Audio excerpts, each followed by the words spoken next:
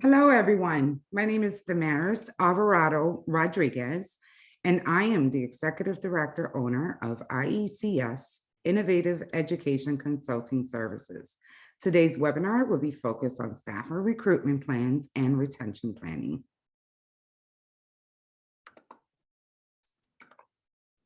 Staff recruitment plans. When creating a plan, there's topic five key topics that we should really focus on, which is actually the staff plan, the staffing plan in itself, the recruitment plan, the execution plan, recruitment marketing tools, and review and revising. And we're going to talk and dig deeper in each of these categories in a few slides, in the upcoming slides. When creating a staffing plan, it must meet your organization's needs. So what works for me and my staffing plan in my organization doesn't work for your organization. Defining clear roles with the planning. Who's going to be responsible for each task, by what dates, and who will execute these tasks in your staffing plan. Creating job descriptions. Clear, defined job descriptions are a key element. Not only for recruitment, for definitely for retention strategies as well. And determining compensation and benefit packages for each job description as well. Very key, important elements when you are looking and diving deep into your staffing recruitment plan. With staffing recruitment plan, you need to create a list where you're planning to recruit or hire new staff to join your team. Just to start off, also, apart from being the Executive Director of Innovative Consulting Services, I'm also the Executive Director to 2 childcare programs in South Philadelphia, which is called Children's Playhouse Early Learning Center. So a lot of these staff recruitment plan strategies and retention plan strategies is what we use within our organization for the past 19 years that has worked very successfully for us. And I hope to be able to provide you with some of those strategies, and hopefully it'll be successful for your organization as well. You're creating a list where you plan to recruit or hire new staff to join your team. So you do need to really look at your staffing plan, your organization charts. So you plug in what is needed, which staff is needed, and making sure that you are pinpointing exactly who you're recruiting for, what position, what role you're recruiting for. Looking inside your organization for currently enrolled families or friends or other family members or friends for the referral process is key element. That's something that we use at our Children's Playhouse organization. We are actually very community-based. We have a holistic approach to really meeting the needs of the families that's enrolled in our centers, our community. We engage our community as well, and everyone else that's in our center with the staff and other admins that's in the centers and teachers. So it is very crucial. We look into that family component and invite family members to be part of the organization. We also look within our communities and look for folks that are typically not invited to apply, and digging deep into why they feel as though they cannot apply into our organizations, right? And finding ways and strategic ways into inviting them to be a part of the application process and joining our team and providing them with those equitable opportunities to become part of our team is key element for our organization. Currently employed staff referrals, like you have staff that are currently employed, and they either are in school with other staff members or other people that are in this field. So having them actually go out and refer to them. We do provide staff incentives for referral process within our organizations.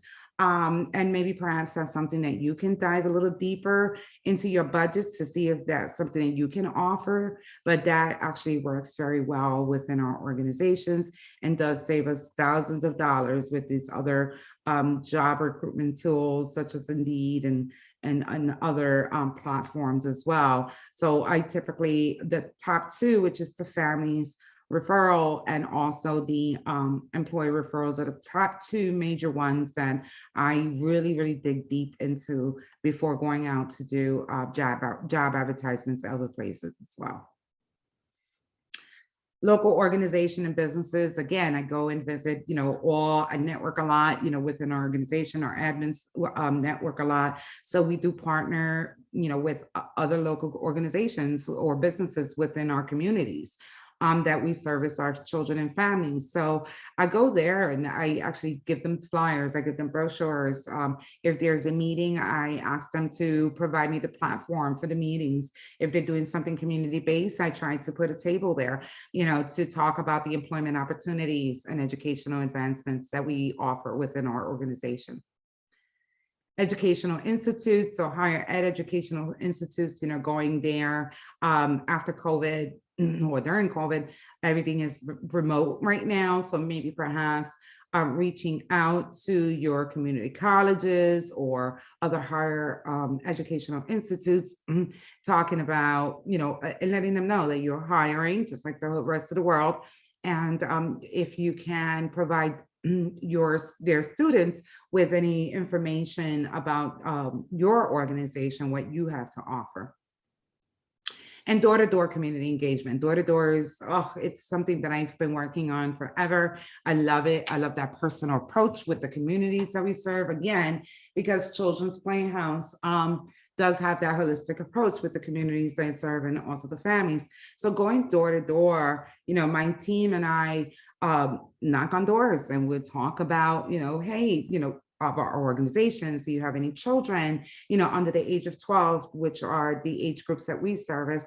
And then we just tell them all about what we do within our organization, the childcare facility, preschool program, infant toddler, what resources they can access from us, whether if it's an ELRC application or an application for other subsidized military discounts, whatever it is that I want to tell the families at that point, then open up the door for Q&As, right?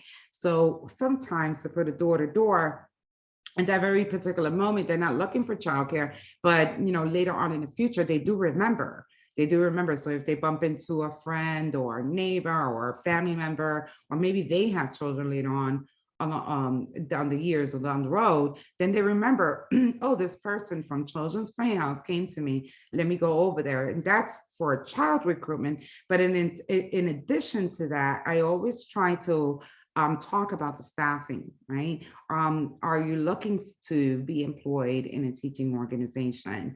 Have you ever thought about, coming into the educational field?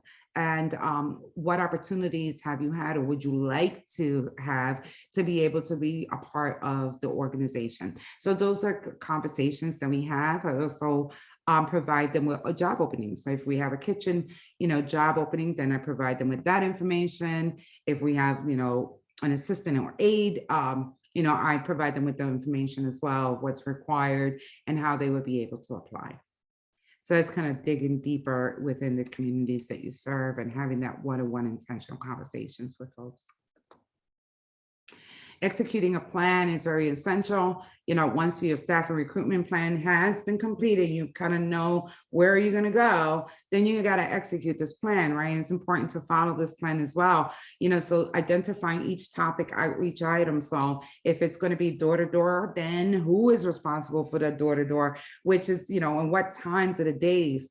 Again, I'm using that door-to-door strategy. We identified that we were going to do it 1 to 2 or 12 to 1 on Monday and Fridays, right? And then we realized that a lot of the families were at work. And then so we had to revisit that plan, which is on our execution plan, topics of to-dos, and revise that. So now we went back and we decided, okay, it doesn't work from 12 to 2. Let's start doing it from 3 to 6 or 4 to 6, to allow folks to be at home, right? If they're working, they could be at home or their children are at home at that point, and there's always an adult there, and then we can talk about those execution for door-to-door strategies. So identifying those items and the dates and times, those topics and the dates and times for that outreach is important. Also identifying the responsible person to execute that plan, right? So I can't be in 20,000 places at one time. So I look within my organization, look at my administrative team, my teaching team, and then say, hey guys, would you like to support me in doing some door-to-door outreach? And with a lot of community engagement, I let them know what is exactly what I'm expecting them to do, and then I execute the plan. So my staff member A is going to these 2 blocks this day, and my staff member B is going to these 2 blocks on these days. And that's what we do, and that's how we designate the responsible person to execute the plan. Collecting feedback on the outcome of the execution plan. So, speaking back to that, those group staff member A and staff member B, kind of regrouping and talking about, okay, what happened when you went out there? Can you provide me some feedback? Tell me what worked, tell me what didn't work, right? Tell me some information that you heard out in the field, so we can revise, review and revise our plan to execute a different approach if needed, or we can continue. Let's review and revise and continue this approach because it's successful. Marketing tools for recruitment. There's many, flyers is one, brochures is another one, website, social media is another one, local newspapers, staff and families. Again, I'm really big within my organization of utilizing my staff and families as the referral process for other staffing recruitment. But that's something that you have to look within your organization and see which handle of these marketing tools work best for you. One of the marketing tools that I have within my organization also is videos and pictures. They always say, if you guys heard, a picture's worth 1,000 words, and so is a video. After COVID, a lot of people went platforms, or went virtual. So videos is also a wonderful way into really showing off your organization, why folks should apply. And for example, one of those videos, you could definitely visit my website at www.childrensplayhousepa.org. And there is an employment tab on the website. Once you hit that employment tab, there's a wonderful video in there of us talking about our organization, our vision, our mission statement, as well as the benefit packages that we offer. And I invited 2 teachers to speak on this video on why they work with us, right? And talk about the highlights of working in Children's Playhouse and the teacher's voice, a staff teacher voice and point of view. So these are some of the marketing tools. Again, I have a different webinar that's just going to be focusing on marketing and advertisement. But for now, I just wanted to give you guys kind of like a few bullet points to get you started. You need to review and revise your plans. Your staff recruitment plan is really essential. There will be some planning that works better than others, and you would need to execute more efforts in those areas. So again, with that feedback and collecting that data, it's really good to kind of like look at it, and it's a snapshot of what worked, right? So if social media works for you, then obviously you want to keep the social media handle for staff and recruitment. If it doesn't work for you, then maybe you need to look into other avenues. In our employment and an interview application process, I also have a survey which actually collects, it's probably about 3 or 4, one question with 3 or 4 options. But how did you hear from us? So if it's in social media, then they highlight social media, they check off social media. If it's a friend, a family member, or a current employee, they check that off, and I collect that data to kind of really dive into my recruitment strategy plan, and to make sure that I'm using the right tools, right? And revising them as I go as well. So those are just a few suggestions for you. Ensure that everyone is responsible for executing the plan, is clear what is expected of them. Again, I do tell my staff, if you go out to do the door-to-door, please complete those things. The block radius, whatever you're going to be working on, do not enter folks' homes, please. We want you to be safe. And if you feel as though you cannot answer a question or you don't feel comfortable answering some questions, then here's what you can do next. You can tell, the interested staff or employee to contact, the director, or contact the executive director, or visit the website, because those things, we will be able to really support them. So executing a plan is very clear of what is expected of them within our organization, and maybe that will work for you as well. Remember to provide feedback on how the staff recruitment plan turned out and collect data. Again, data to me is very important. I love to look at what worked, what didn't work, so I can really pinpoint where my efforts need to go, where my holistic approaches need to go, my innovative ways, find different innovative ways into really making these plans work. So it's a lot of reviewing, revising again, and execution. This will also help you create a staffing recruitment plan for your organization that meets your organization's needs, right? So my plan, again, my staffing recruitment plan may not work for you, and it may work for you, right? But your plan may work for me and may not work for me. So really digging deep on what works best for your organization is the key. Don't stop. Continue to recruit. Even if you completed your staffing plan and your efforts, if you needed 2 staff and you already hired those 2 staff, some folks, they make the huge mistake of stopping the recruitment process. And I feel as though that's something that you should never do. You should always be ready for the next move, right? Like chess. When you're playing chess, you're always ready, and you always put in your mind ready for your next move. And that move, unfortunately, you live in a world right now that, and I'm pretty sure a lot of you guys can relate, that you think that you hired the right person, you're ready to go, paperwork is ready to go, this person's ready to start the day, and that person doesn't show up. So you have to have a plan B, right? And then for that plan B, you have to have a plan C, and the plan C for plan D. So on and so forth. So that's a strategic way. Back to the chessboard, I'm a big fan of playing chess. Thinking about the next move. So think about those next moves in the event of staff not working out, or a change in any plans that you have. So don't stop. So for the staff retention plan, we're going to talk a little bit more on the onboarding, competitive salaries and packages, benefit packages, mentorships, mental health, appraisals, staff meetings, celebrating accomplishments and acknowledgements, provide opportunities for staff to have their voice heard and to feel a part of.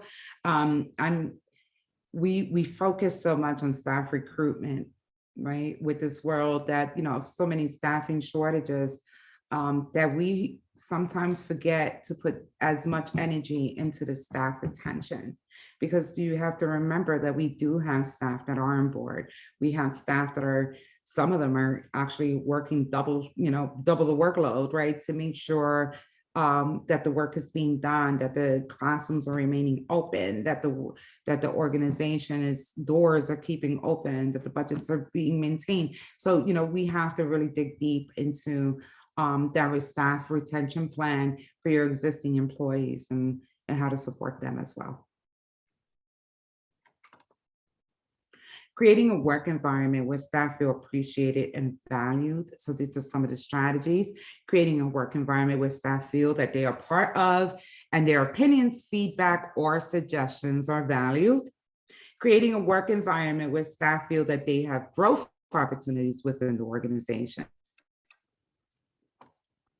So for the onboarding process, providing new staff with clear job descriptions, work schedules, and other expectations is very, very important. It's crucial. You want to make sure that communication of the expectations of their job description is clearly defined as well. So that way the staff and the incoming new staff member, or even existing staff members, or the organization understands exactly what the job roles are.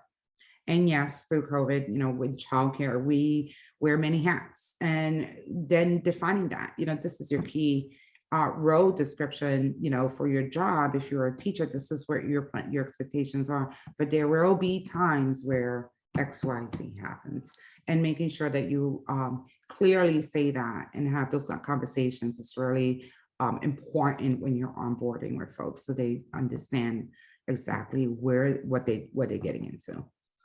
Review your organization's mission and vision statements to ensure that they are clear, of your company's mission and vision, right? So here's one thing. Again, in Children's Playhouse, we do a lot of community engagement. We have a holistic approach to childcare. We really work with communities. We work with the families that we serve. We work with the staff that serve. So, we do a lot of outreach, right? And we do a lot of holistic approaches, again, to really meeting the needs of the child, families, and staff. So with that being said, does that work for everybody? Some people like after COVID, if anybody, something I've noticed, and I guess that we'll talk about that in another webinar, is that folks that are working in childcare or education is not because of the money. Right? We all know that it's because after COVID, especially, after COVID has opened up, or through COVID has opened up the eyes that people that are in this field is because they want to make a difference. They want to be here. So with that being said, make sure that, the incoming staff understands what your company's, your organization's mission and vision is. So make sure that they understand that, and to see if those missions and those visions align with theirs. Key element, very important. Provide new staff for organizational orientation procedures. And we're going to talk a little bit more about the orientation procedures. Providing new staff for supports and collection of all human resource paperwork needed for employment. Again, we have a very diverse community of staff in our facilities, where everyone has different needs, and meeting the needs of each staff is very important, just like we meet the needs of the children that we serve, and then we support the children for growth. That's the same lens that we use for our staff in our Children's Playhouse organization. We meet the needs of the staff. We see where the staff is at, and then we try to support them and meet their needs for growth opportunities. Okay, so supporting them with that process for growth opportunities is very important.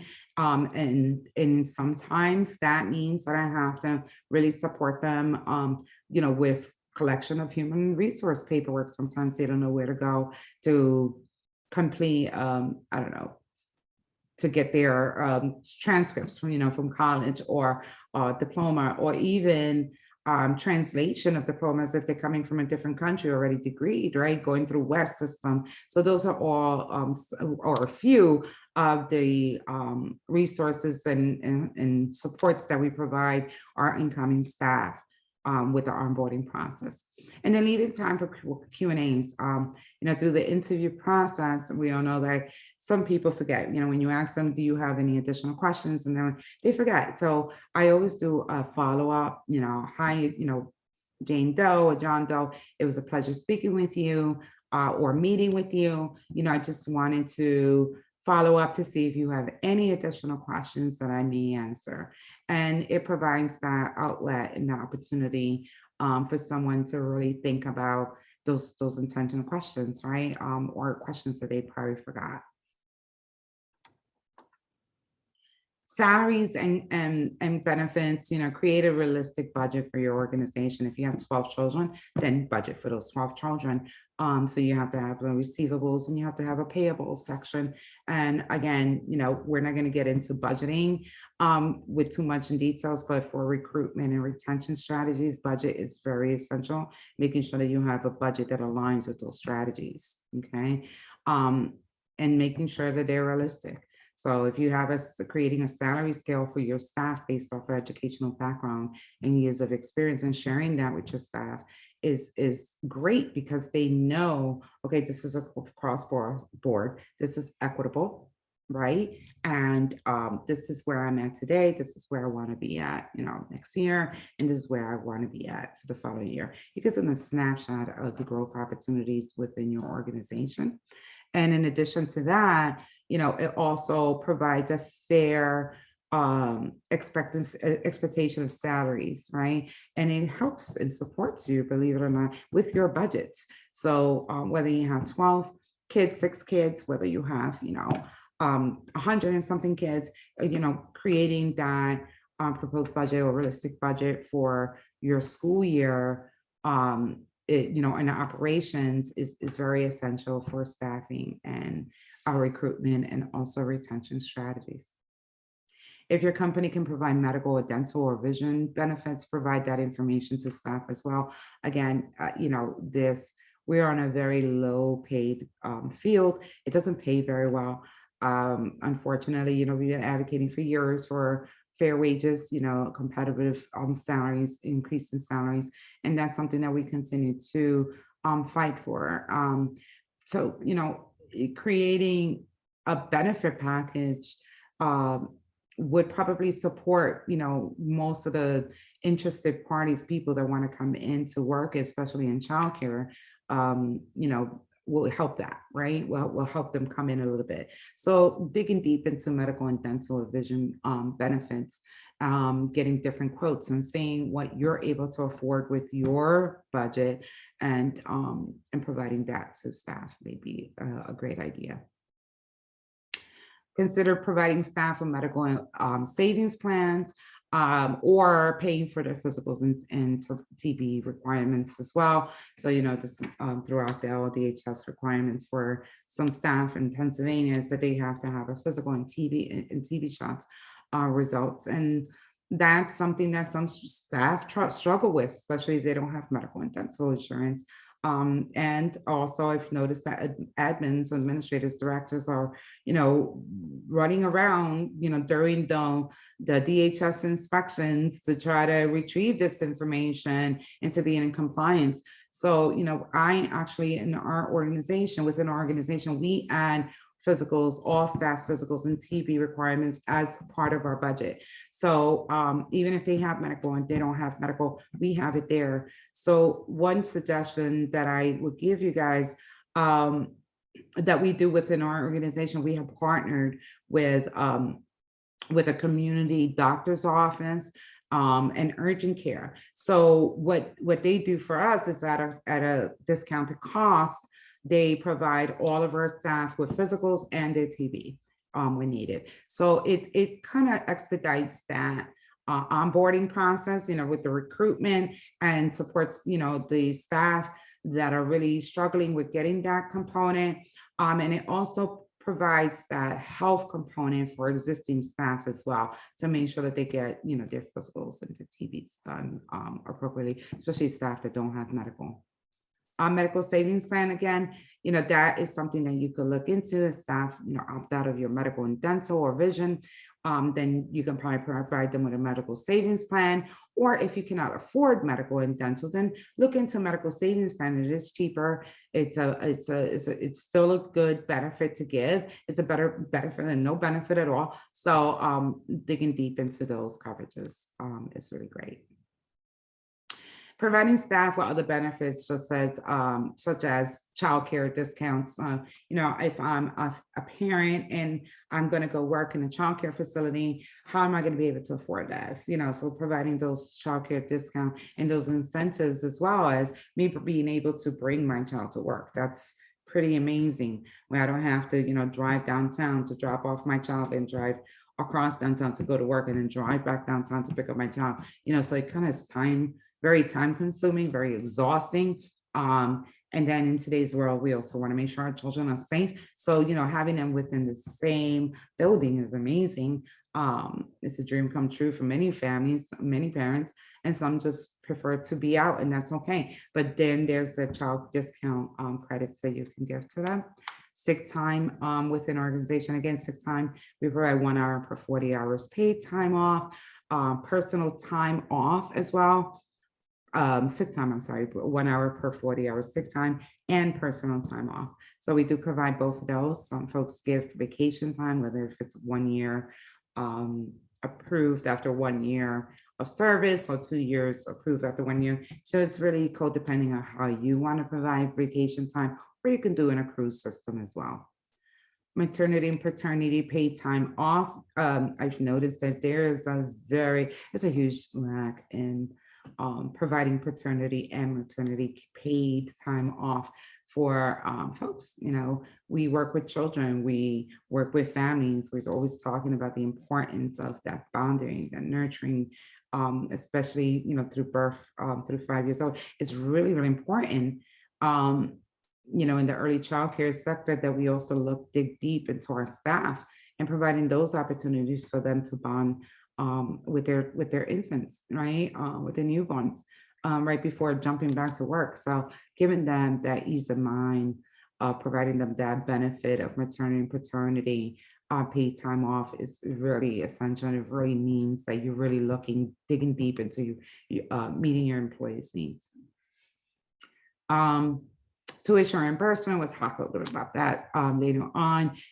So if you're a part of, teach, you could do teach scholarships in Pennsylvania, and other grant opportunities for that, and performance bonuses. And just to give you a FYI, I am not a big fan of staffing, what is it called? Oh my gosh, not the retention bonuses, but the sign-on bonuses. There you go. The sign-on bonus. I'm not a huge fan of sign-on bonuses, but I am a huge fan of performance bonuses and retention bonuses. So finding innovative ways for that can work out. Provide staff with the opportunity to continue their education and opportunities for scholarships and other grants. Again, with the Teach scholarship, this really shows them, or other grant opportunities for school, this really shows them that you're invested in their educational growth. Provide staff with paid or free professional development opportunities.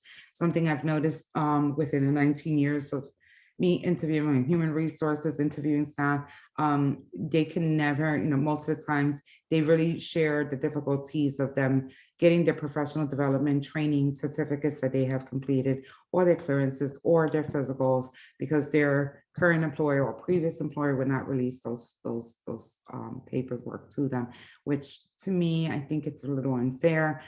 These are things that, that staff worked for, although we pay for it, but that was part of their benefit. So I don't see why we want to keep that away from them. So I actually do provide them with everything and give them a binder. If they give me a physical, I take the copy of the physical and I give them the physical. So we both have copies. Kind of helps me out too. If I lose the paperwork or form, I'm able to come to them and say, hey, can you give me that copy of the form because I lost it, which does happen. And they're able to provide me with that as well. But I also teach them how to do portfolios of their own educational and experience, right? So being able to start them off with those portfolio processes is essential to me. So it really supports them. Oh, assigning a mentor. Defining an older employee as a mentor for new staff. We have some amazing staff members within our organization. That's really, there can be really great mentors, and providing them the opportunity for those leadership skills, to gain those leadership skills is essential as well. So defining an employee, maybe that employee is really good with supervision practices. Maybe this employee is good with implementation of the curriculum, or meeting fidelity for the curriculum, or observation taking, noting, or, working in centers with children, or, providing diversified, equitable, inclusive activities within an organization, or whatever that employee excels in, providing that opportunity for that employee to mentor new staff is a great idea. Assigning a new staff with that mentor during the orientation process period. So if it's 60 days, 30 days, 60 days, 90 days, or whatever your orientation period is within your organization, then provide that mentor and that new employee with that mentor for that period of time. It also creates relationships. Provide a clear and defined plan of what the mentor's responsibilities and expectations are. So be realistic. Don't have that mentor do every single thing, right? Because that's impossible. It's just not fair. But definitely things that they excel in. So if it's with the supervision, and you're going to be the mentor for this particular staff member for supervision or this. So providing that clear expectation of what what is expected of them, of their responsibility. Mentor, provide mentors with a stipend. So, this doesn't have to be something huge, but definitely a stipend is awarded within my organization because I want them to continue working and having the opportunities to make more money. Obviously, a couple of extra dollars. So whether if it's $200, $250, $500, whatever it is within your budget, right? So if it's fair, if it's something that you can afford within your budget, then you provide that stipend to that mentor, so that mentor can really take on that role. Provide opportunities for new staff and mentors to meet when now in classrooms. I know it's very hard, especially through staffing shortages. So maybe providing the opportunity for out of work time, maybe 1 hour per week or 1 hour per every 2 weeks, for them to really sit down and talk about, okay, this is what we reviewed. What are your thoughts? Do you need any additional help and what would you like to learn? So these are some opportunities that you can provide the mentor and the new staff member to talk while they're not with children and being and preoccupied. Provide opportunities for mentor and new staff to communicate with you throughout the orientation process. So a check-in, again, you can't just leave the mentor and say she got this or he got this and I'm good. You have to come back. You have to kind of be in that process, right? And say, hey, I just wanted to check in with you guys. I want to see how everything's doing, check in with the mentor. Is there anything I need to know? Is there anything that I can help you with in mentoring, or is there a disconnect? What is going very well, and how, getting that information back is very crucial, especially and also with a new staff member saying, hey, how's it working with your new mentor? Maybe it works, maybe it doesn't work. Maybe I need to change the new staff with a different mentor, or the mentor with a different new staff. So, just reviewing, revising, and executing, again, a new plan in that category is essential as well. Mental health, okay. These past 2 years has been kind of crazy. Excuse me. And mental health, providing staff with mental health opportunities is definitely essential into limiting staff burnouts and retention, right? Retaining staff. Here are a few mental health opportunities and strategies you can use within your own organization. You could provide staff with mental health resources. So we collect a lot of resources for mental health opportunities, trainings, webinars, in person, yoga, whatever it is. And we, outside the organization, so we provide, one tip sheet, like resource page for mental health opportunities, and send it out to the staff, which they can access, quietly, right? Or privately, better yet said, privately, without having to come to us, or maybe they don't feel comfortable coming to us for these resources, or maybe even sharing, and that's okay. But at least they have these resources within their hands. So that's really important. And providing staff for mental health trainings, that's also very important, because some folks like me had to learn how to take mental health time just for the mental health. So whether if it's meditating for 15 minutes per day, whether if it's just walking around the block, whether if it's, going to yoga classes or whatever it is, providing the staff with mental health trainings is essential. And we usually do that within the organization. So we give them the outside resources, and then we try to bring in the mental health trainings within. Mental health breaks, I'm a big, huge observer to body language. I've always have been, and I get to know my staff and folks that I work with around me for years, months, and I know when they're having a bad day. I know when they're having a good day. I know when they're having, a sad day, and you just get to know your team, right? And looking out for those cues, looking out for those moments that they need a break, and providing them, with consistency as much as possible through staffing shortages, but, with 15-minute breaks during the day, maybe 30, maybe 15 and 15s day and night, and then lunch, or maybe providing them with, for coverages, if you don't have a 15, then just going in there. I have gone into classrooms where I've been short staffed, went in to go do one thing, and then I've noticed some, a staff member or teacher is really having a bad day, right? And I would come to them and say, you need a minute? I'm here. I got you. What do you need me to do? Why don't you walk off and take 15 and I'm going to cover you. So if you were washing the bathroom, that's what I'm going to do. If you were doing a read aloud, I'm going to do the read aloud. So really providing them that opportunity. And sometimes they would deny it. They would deny. They were like, no, no, no. Or they would decline the 15. I'm like, no, this is me telling you, you need to come out the classroom and come back when you regroup. And sometimes that's all it takes, right?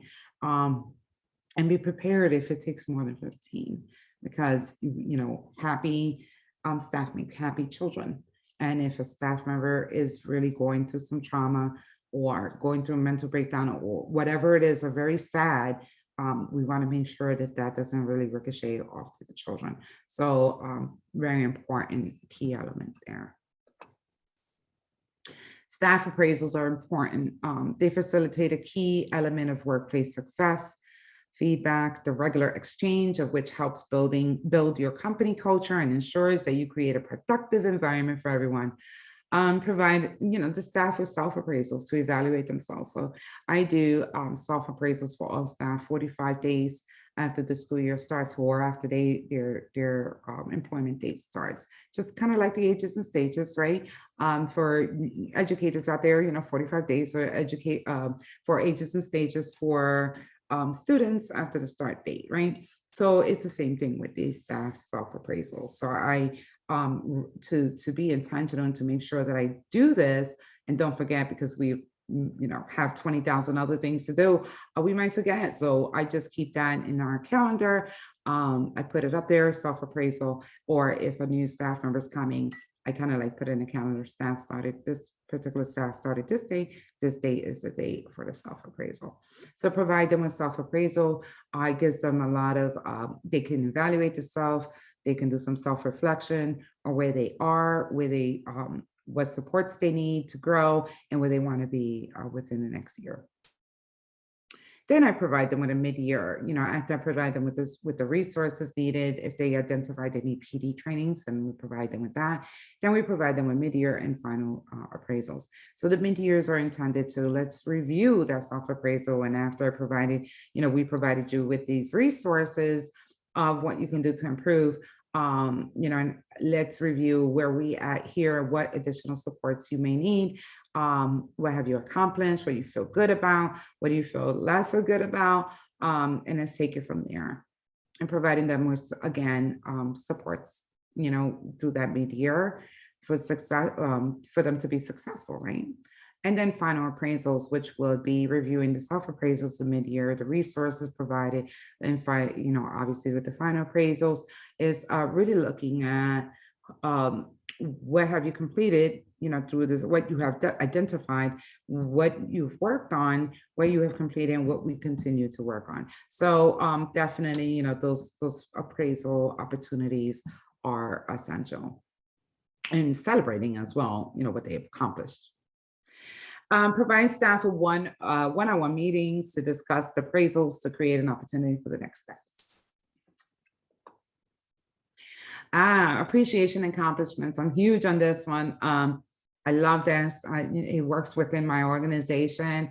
Maybe because we love to party, but I just love it. So showing appreciation for your staff that work for you, we do that often.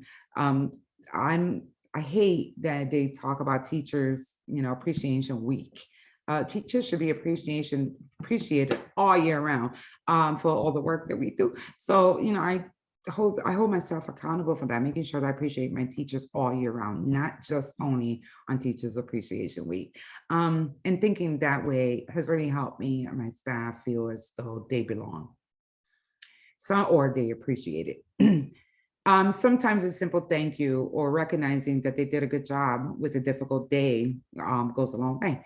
So creating platforms or events to celebrate and acknowledge your staff's accomplishments. Here are a few ideas on how to do this. Creating a time slot for your staff meeting agenda to celebrate or thank a certain staff that has accomplished a goal or has done something amazing, right? So, if we have a monthly staff meeting and I have a staff member that just completed their CDA, I'm going to take the moment to recognize and acknowledge that staff and congratulate that staff and thank them for the work. If I have a staff member that met, the fidelity tool or met our scoring or, completed, our outcome reporting on time and, or, just really delivered our curriculum, whatever it is, we're going to celebrate it during our staff meetings and take a moment now to provide them with a thank you and to acknowledge their accomplishments. Meet with the staff to thank them or recognize them for the work they have accomplished or done. Again, I do meet with my staff, I try to do one-on-one where they're not around anyone to really tell them, hey, I see you. I see what you did. I saw when you did this, when you were having a really hard time with a child that was having a difficult time transitioning this morning, and you were able to really connect, you were able to transition that child very successfully. And I thank you for taking the time out to really invest in that, so things like that go a long way as well. And acknowledging those things that you see them. Provide them with a celebration moment, which I call mental health moments to celebrate them. So one of the great things that we did, it was very innovative. It was fun. My staff really enjoyed it. So I'm just going to give you guys a little feedback of a little snapshot of what we did. On typically during the winter break, we have a holiday party, and our winter holiday party was canceled through COVID. So we wanted to do something safe, right? So I decided to surprise them, and I told everybody, meet me at Target, and we gave them $100 spending spring for each of my employees, but it came with rules. So the rules were, you have 30 minutes to spend $100. $100 has to be spent only on you. You cannot buy things for for your household. Well, you could buy things for your household, but you couldn't buy things for your children. You couldn't buy things for your students, because if we all know, when you go to Target, that 99-cent section for all teachers is very addicting. So I didn't want them to really stay stuck there. Really think about what you wanted. So they had 30 minutes. We had some great media coverage for that day. Staff were really excited. They had such a ball. They really enjoyed doing this activity. And a lot of the feedback that we received from staff was, it was really difficult for them for that 30 minutes to think about what they wanted. Right. And or other feedbacks that we received was, we really enjoyed this because we don't get the opportunity to really think about just ourselves, right? Especially when you have children, students, husbands, wives, whatever. So, I went back and said, I'm really excited that I really love that, you guys enjoyed this activity, but I really want you to really do this more often. Allow yourselves to be guilty for 30 minutes and just don't focus on what your needs are.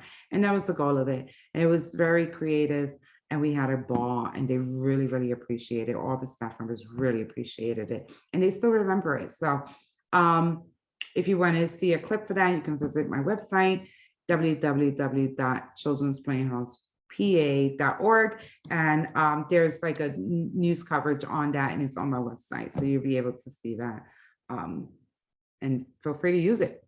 It worked. Providing them with staff with incentives like flex time, paid lunch, coffee, gift cards, and token appreciation. Again, that's all year round.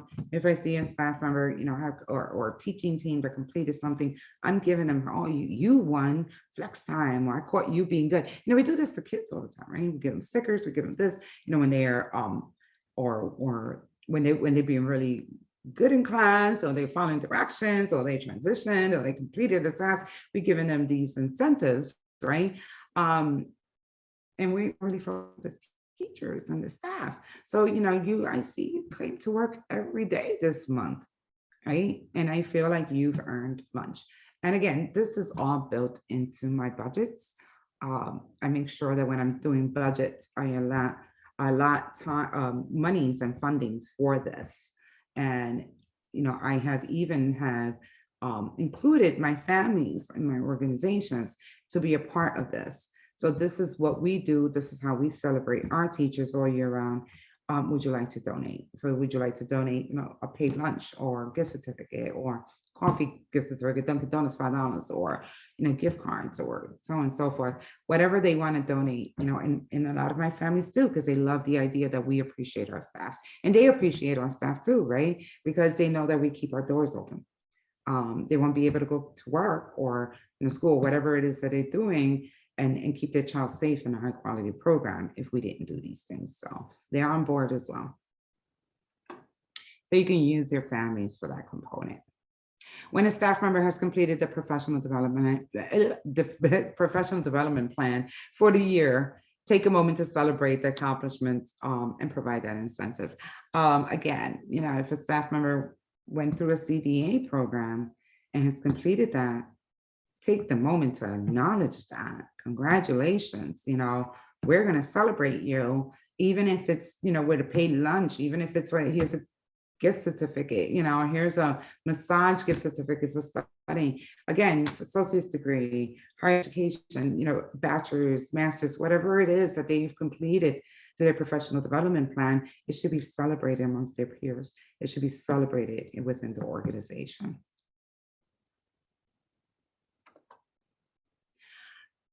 Provide opportunities for your staff voices to be heard. It's crucial for employees to be able to voice what they feel and want. A workforce that feels their opinions and ideas can be voiced and heard are better performers by about 4 times. Voice of an employee at the workplace has become increasingly important to the leadership and management of any organization today. Okay. Staff retention surveys, we focus so much on exit strategies or exit surveys that we really, again, should be focusing on staff retention. So, we created a staff retention survey. There is actually a study on this, and maybe I'll create another, I'll provide those resources on our website. But for staff retention surveys, it works very well.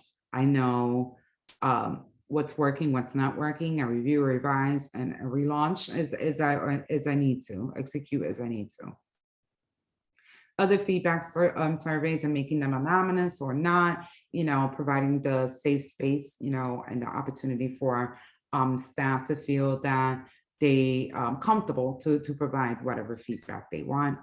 Policy and procedure staff meetings. I invite my staff to be part of the policy changes. So we're looking to revising supervision policies.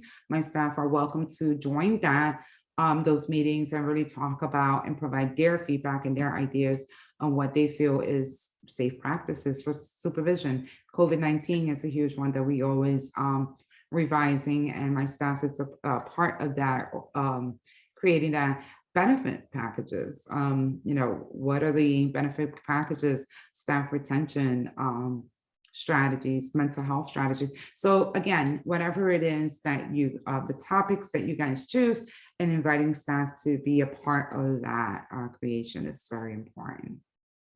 DEI advisory committee. So I do have within our organization, we do have a DEI advisory committee, and it consists of staff and families.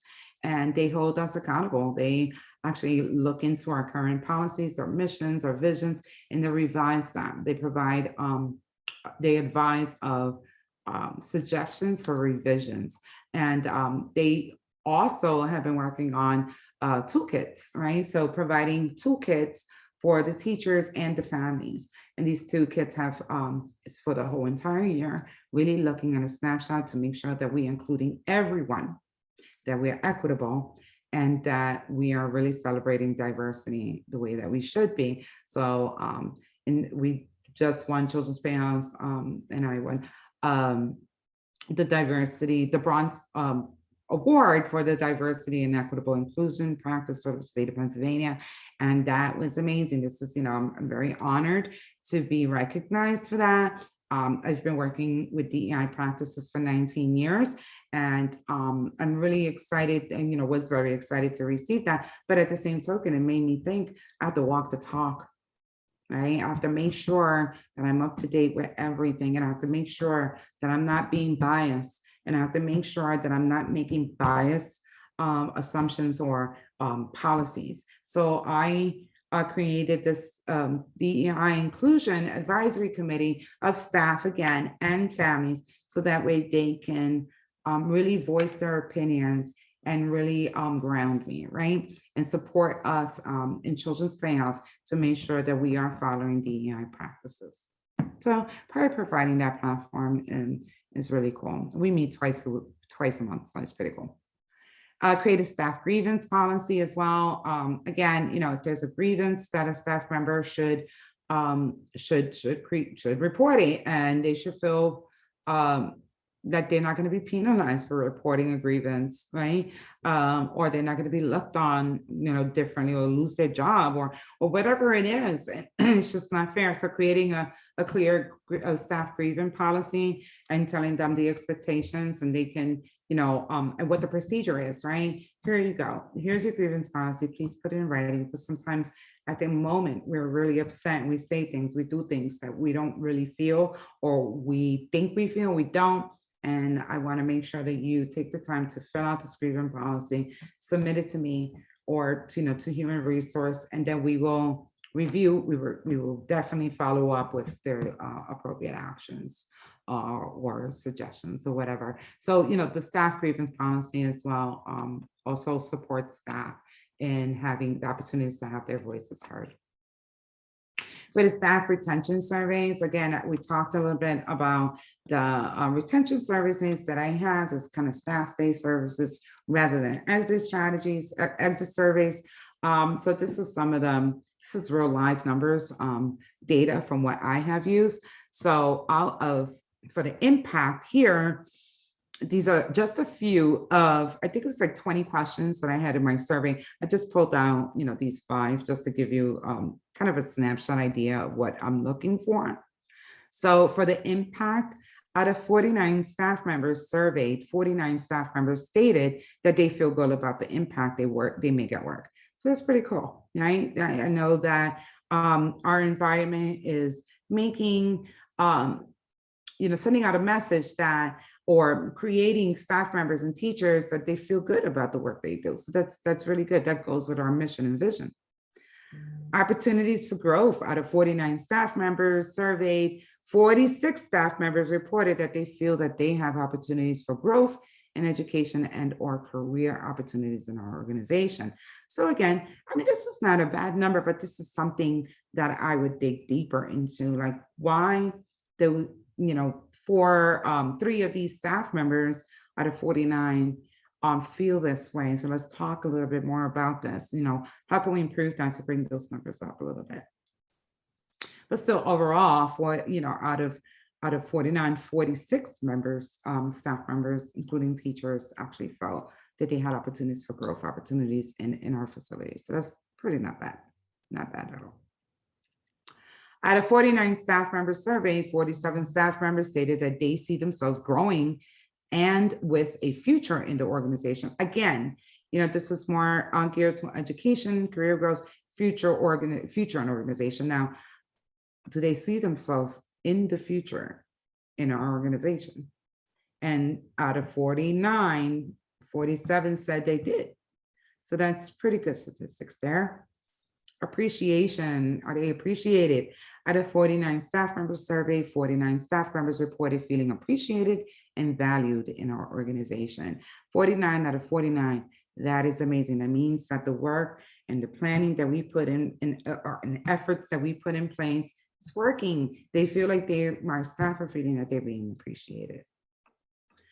And opinions, feedback, suggestions. Out of 49 staff members surveyed, 46 staff members stated that they feel that their opinions, feedback, or suggestions for changes are valued. So that's not a bad number. But again, just like this one here, 3 feel a little disconnected, or maybe they feel as though, they obviously feeling that their opinions are not valued. right? Or their feedback. So going and digging a little bit deeper into that category is something that I would, when I'm reviewing and revising my retention strategies, I'm going to be really, really looking into those two areas. And sustaining ways into sustaining these areas, because at the end of the year, I do, or, you know, by the next survey, I really would like to see all, you know, all the staff. If I have 50 staff, I would love to see 50. That's an ideal data, right? But even if it's not, then we really could look into this data and say, okay, this is where I need to really work on and focus on a little bit more. What innovative ways can we do to increase those scores? So in summary, having an effective staff recruitment and retention plan is essential for your company's growth. Finding innovative ways and creating and executing a staffing recruitment and retention plan takes time, thoughtful thinking, planning, and revisions as many times as needed. This will not only save money and time, but it will also build long-term staffing sustainability for your company's growth. Well, I want to thank you guys for joining us in our webinar for staffing recruitment and retention strategies. My name is Damaris Alvarado-Rodriguez, Executive Director, owner of Innovative Education Consulting Services. My email address is damaris.alvarado@icsconsulting.com, and our website is www.iecsconsulting.com. You can visit our page for all new webinars that we're going to be sharing, and as well to sign up for our contact list, email list, I believe it was. Thank you. Bye.